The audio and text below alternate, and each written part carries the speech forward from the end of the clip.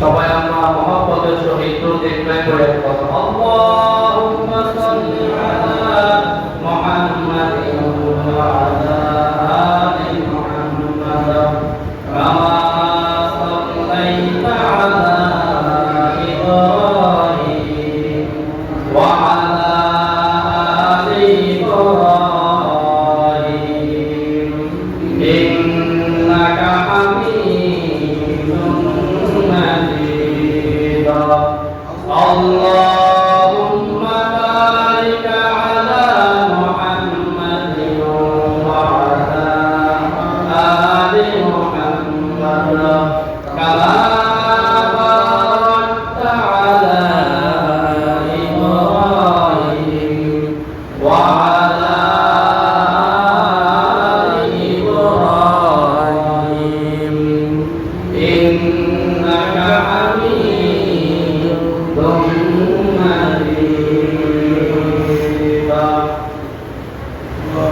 আল্লাহ পাক মহান রব্বুল আলামিনের দরবারে অসংখ্য শুকরিয়া যে আল্লাহ তাআলা আমাদেরকে এই বেদনা ফসাদের যুগে তার মহান হুকুম জুমার নামাজ আদায় করার পক্ষে সকলের আগে মসজিদে আসার এবং বসার তৌফিক দিয়েছেন। আমরা সেই সুবাদে একবার অন্তর থেকে কালিমাতুশ শুকরিয়া আদায় করি আলহামদুলিল্লাহ। ربنا لك الحمد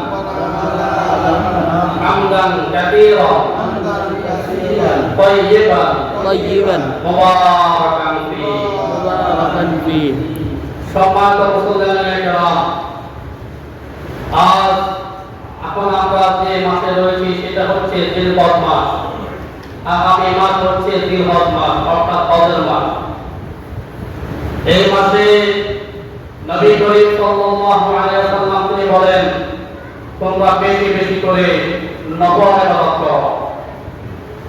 আমরা জানি অনেকে নফল ইবাদতকে নরমাল মনে করে, আমি ফরজ ওয়াজিব আদায় করেছি, আমার দায়িত্ব শেষ।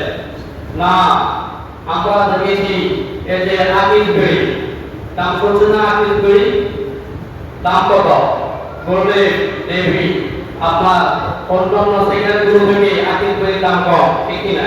কিন্তু আপনারা কি জানেন আকিস বিড়ির যে কোম্পানি সেগুলো কোটি কোটি টাকা মালিক, ঠিক কিনা? এই জন্য তার পণ্যের দাম কম। আগে তো 2 টাকা 1 টাকা, এখন হলো 10-15 টাকা হয়েছে না 20 টাকা হয়েছে, ঠিক কিনা? তো এই অল্প হওয়ার কারণে তার বেশি চলে, বেশি হওয়ার কারণে তার সে এখন অনেক টাকা মালিক হয়ে গেছে। যদি আমরাও এই নফল ইবাদতকে যদি আমরা অল্প মনে করি, যদি আমরা প্রত্যেক দিন আমরা কিছু কিছু নফল ইবাদত বন্দেগী করি, তাহলে আমাদের এটা এমন এক সময় পাহাড়ের মতো হয়ে যাবে, যখন আমরা কিয়ামতের ময়দানে আমরা